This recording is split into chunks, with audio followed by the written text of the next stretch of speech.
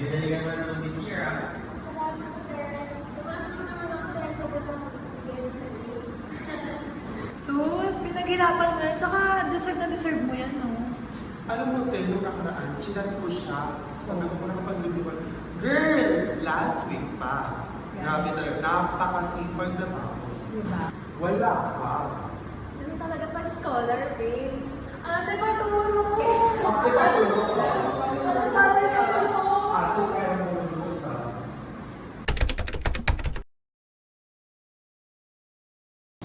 My class dismissed. See you on next meeting. Bye, sir!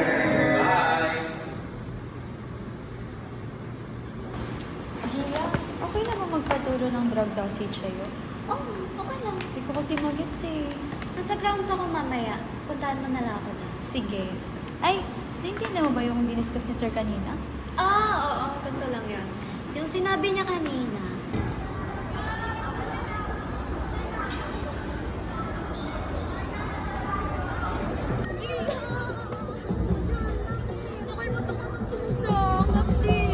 Yan, nakalmot kasi siya. Sabi ko na wag nilapitan pero nilapitan niya pa din.